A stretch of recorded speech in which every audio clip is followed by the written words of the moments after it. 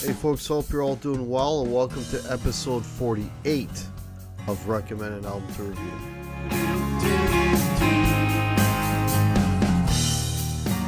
Alright, so the way this show works is every week you folks are kind enough to suggest some records for me to review. Criteria is simple, nothing crazy, no double album, just a single album, 40 minutes long, something I can digest in a week.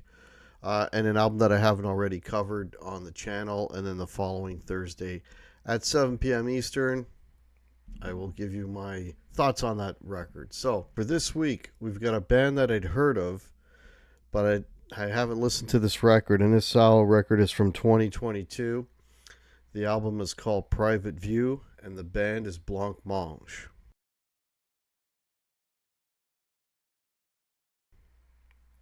All right, Blancmange.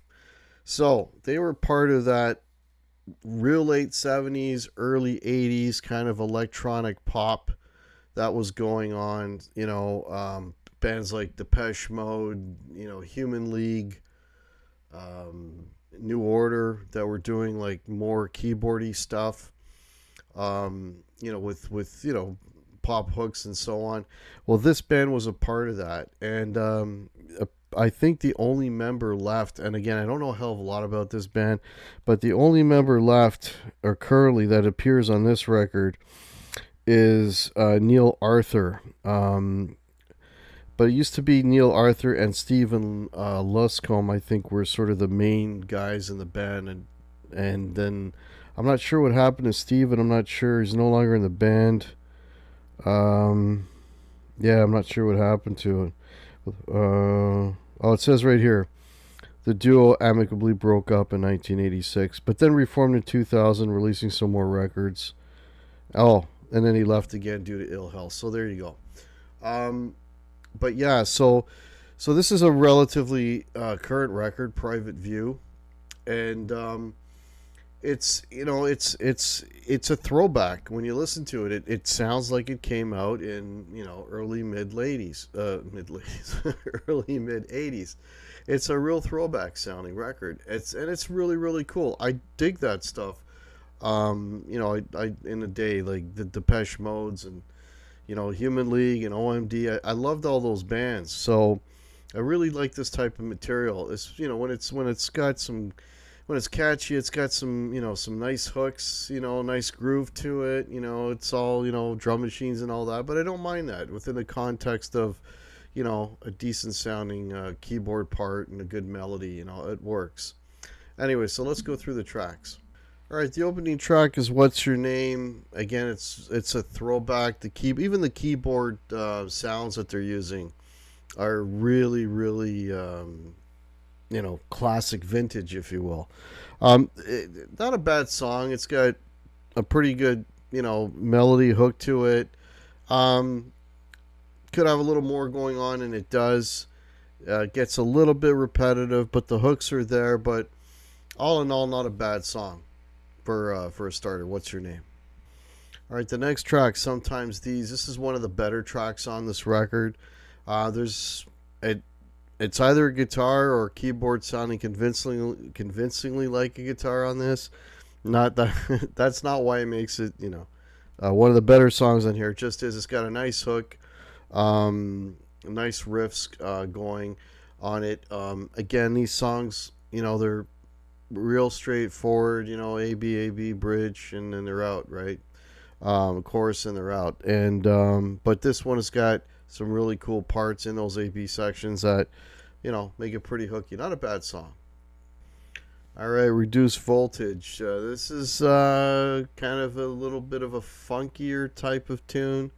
And it does have some sprinklings of guitar in it there too. There's some arpeggios going on. It's a catchy song, pretty good. This one is, you could tell this one is sort of for the dance floor, but not a bad song. Here We Go. Now, this one is kind of a little bit of a slower tune.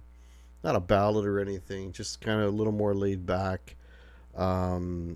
This one just kind of drags for me. It's one of the longer tracks at 5 minutes and 40 seconds. Yeah, this one kind of just drags for me and it doesn't really go anywhere. But there you go. Then we have Chairs. Now, this one's got a lot of dynamics in it. It's got quieter moments. It's got its more heavier moments. Heavier keyboard wise anyway, and definitely a lot of dynamics in this song, which make it interesting. And the delivery of this song by Neil is pretty cool. Yeah, Cheers is one of the better tracks on here for sure. Who Am I? This is not a bad song. It's got a very hooky chorus to it. Yeah, it's one of the better tracks. One of the more ear candy ear candy hooky type tracks on here. Not bad. It's not bad. Everything is connected. This is one of my favorite songs on here. It's got this little. It sounds like a guitar kind of hook line that goes kind of through the whole song, but it's really cool. The delivery, the melody's really cool. The guitars are really cool. Yeah, this is a good song. Maybe one of the top songs on here. Everything is connected.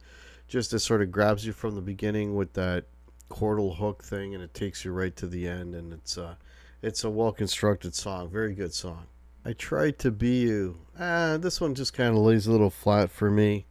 It's very sparse. It also has a little bit of avant-garde kind of tinge to it. Yeah, it's just real sparse. Doesn't it's missing the sort of the big hooks of some of the other tracks on here. So there you go.